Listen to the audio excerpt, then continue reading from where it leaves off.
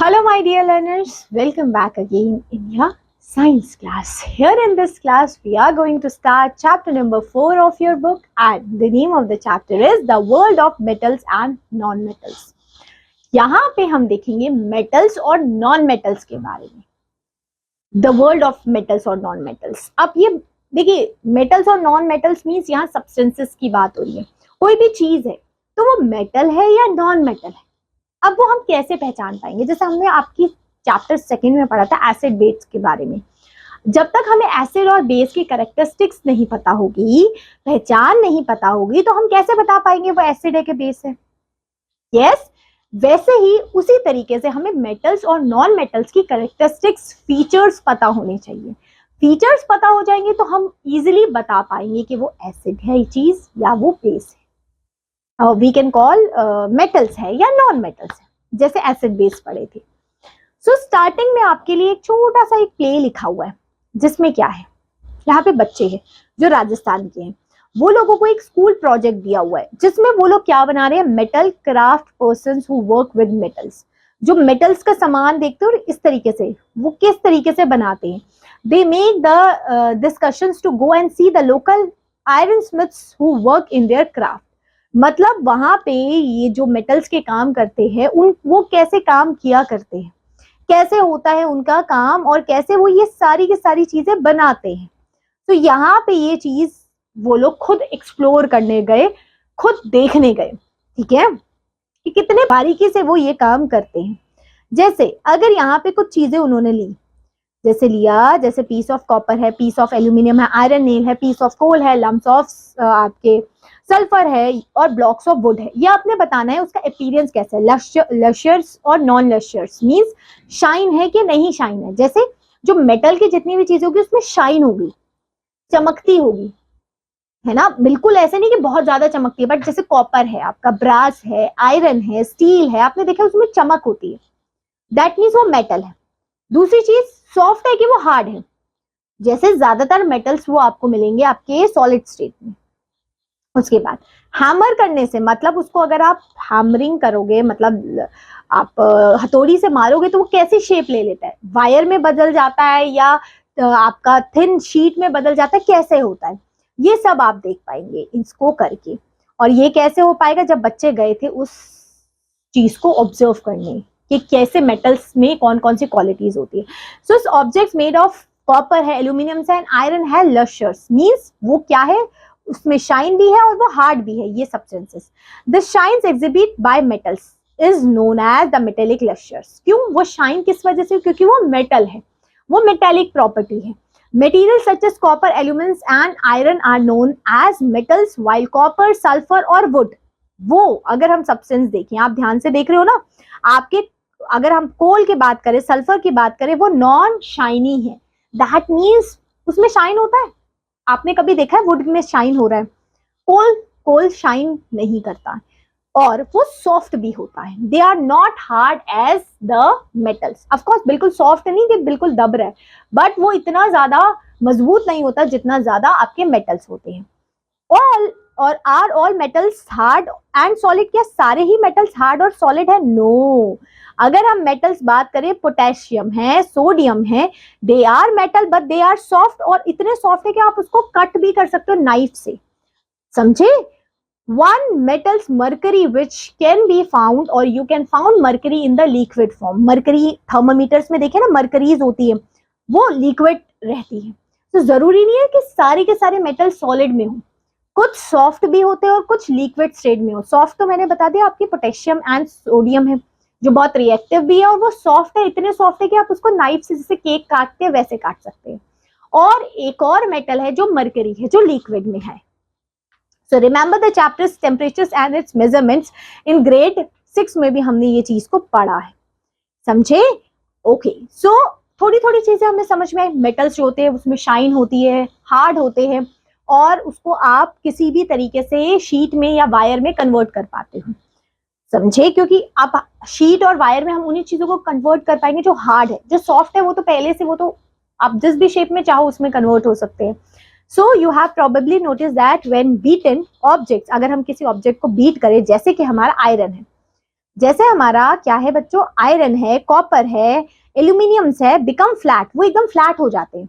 Whereas other objects or materials behave differently. This properties of substances which can be beaten into sheet is known as malleability. Malleability means जो substances sheet में convert हो जाए. जैसे अगर जो चीज hard है तो आपने बहुत तेज मारो, जैसे आयरन तो आप सभी ने देखा, आयरन नेल से आप एक्सपेरिमेंट करते हो, आयरन नेल्स पे हथौड़ी मारो, वो क्या होता है, पहले गोल सा होता है, वो बिल्कुल फ्लैट हो जाता है. दैट मीन्स वो मेलिएबल है. So this property is found most of the metals. ये जो मेलिएबिलिटी प्रॉपर्टी है ना शीट में कन्वर्ट होने की, वो ज्यादातर मेटल्स में है. ठीक है. So can you give some more examples of metal sheets? You may have noticed that silver foils is used on some sweets and aluminium foil is also used in the wrap food items. आपने aluminium foil use करते हो, एकदम sheet type की होती है. That means वो aluminium foil ही तो एल्यूमिनियम को शीट में कन्वर्ट कर दिया.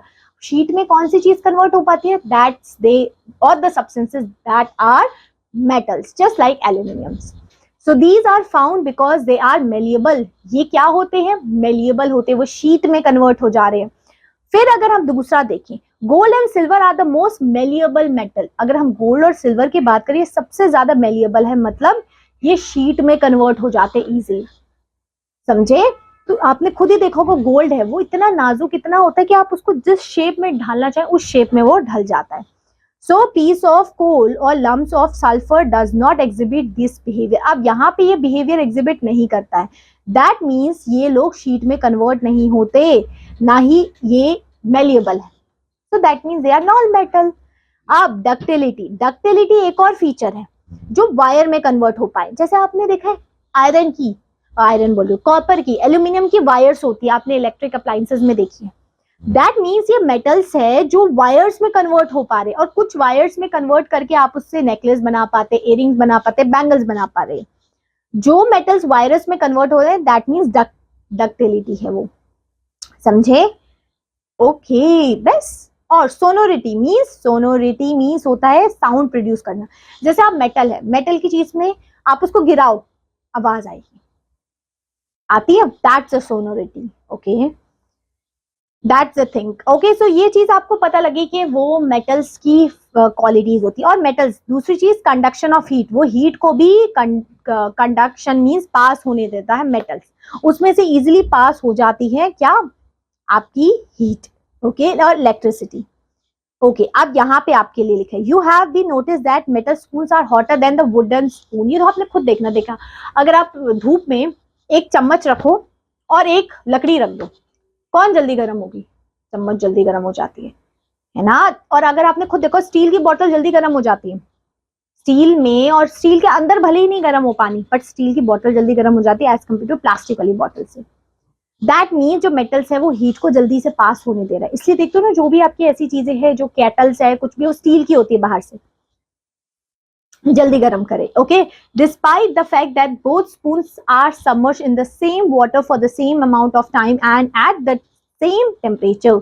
This demonstrate how heat is transferred through the metal spoons, increasing its temperature. ये बताता है किस तरीके से मेटल स्पून में उसका टेम्परेचर बढ़ता है जैसे ही उसमें हीट पास होती है. फिर ये जो हीट पास होने वाली चीज है, ये कंडक्टर्स है, जो अपने अंदर से हीट को पास होने दे, that means they are conductors. और जो नहीं पास होने दे, that means they are insulator. जैसे आपके प्लास्टिक है, प्लास्टिक की आपने स्विचेस देखोगे, स्विचेस आजकल सब प्लास्टिक के होते हैं. आपके फ्राई पैन्स है, जो भी पैन्स है, उसमें वुडन के यूज किए जा रहे हैं. क्यों? क्योंकि वो गर्म नहीं होते. वही अगर वहां स्टील का कोई फ्राई पैन में स्टील का अगर आपने उसमें हैंडल दिया हुआ, वो एकदम से गर्म हो जाएगा, वो आप पकड़ ही नहीं पाओगे. वही अगर वुडन वाला है, वो आप इजिली पकड़ लेते हो, है ना. तो ये चीज है. कंडक्शन ऑफ हीट, आपको पता है कैसे हीट सर्कुलेट होती है उस सब्सटेंसेस में.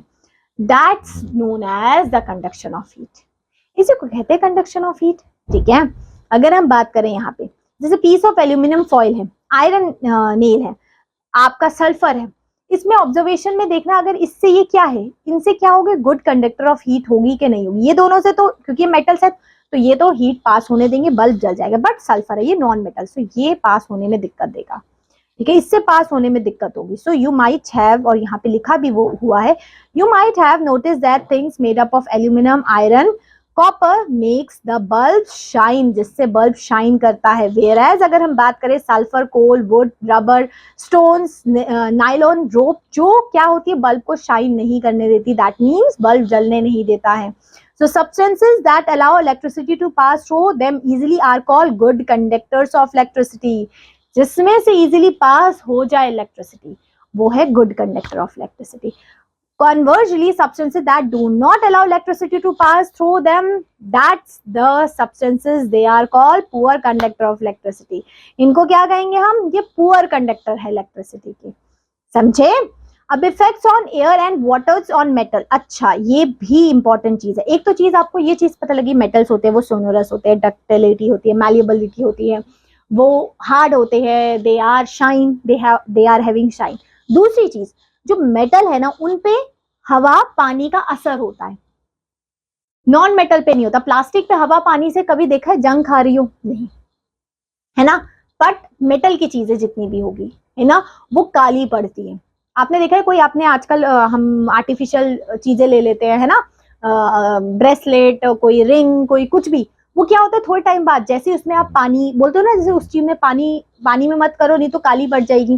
कोई आर्टिफिशियल चीजें, आपने कोई चूड़ी पहनी है, कुछ बैंगल पहना है, कुछ रिंग पहनी है, तो वो क्या है जैसे ही एयर या फिर वाटर के कांटेक्ट में आती है तो वो शाइन लूज कर देती है एंड वो रस्ट लगने का चांस बढ़ जाता है उन चीजों में। क्यों? क्योंकि वो रिएक्ट हो जाती है उससे। वही प्लास्टिक की चीज, आपने प्लास्टिक का कोई ब्रेसलेट है वो कभी खराब नहीं होगा, ठीक है। तो ये मतलब बताया जा रहा है कि कैसे एयर और वाटर सिर्फ और सिर्फ मेटल्स पे इफेक्ट करते हैं, ठीक है। वही चीज यहाँ लिखी गई है, देखो रस्टिंग। रस्टिंग क्या है? जो ब्राउनिश हो जा रहा है, रस्ट जम जा रही है ना, वो है रस्टिंग। जो ब्राउनिश डिपोजिट हो जाता है मेटल पे वो है rusting formations. Many other metals are exhibits discolorations when kept open in the atmosphere. देखते हो उसका कलर लाइट हो जाता है, शाइन कम हो जाती है उन चीजों की।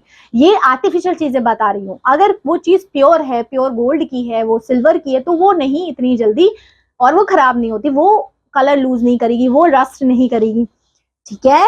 So here you notice that the formation of green coating on the surface of the copper objects or the black coating on the surface of silver object gradually deteriorations of metal surface that caused by air and water, ये corrosion होता है जिससे substance, देखिए rusting होती है rust लगना, corrosion होना जब वो सब्सटेंसेस खराब हो रहा है, उसमें किसी चीज का कोट हो जा रहा है ना, तो ये है। और ये चीज सिर्फ और सिर्फ मेटल पे ही असर करती है। Effects of air and water on other metals पे भी इफेक्ट करता है उस चीज का, ठीक है। अगर हम बात करें, ये एक्सपेरिमेंट्स में भी आपको बताया है कि किस तरीके से आपका मेटल्स ऑक्सीजन के साथ रिएक्ट करता है, मेटेलिक ऑक्साइड बना देता है। जैसे the burning of magnesium ribbon convert करते हैं, और इसको हम पढ़ेंगे आगे फिजिकल केमिकल चेंज में कि किस तरीके से कन्वर्ट होता है।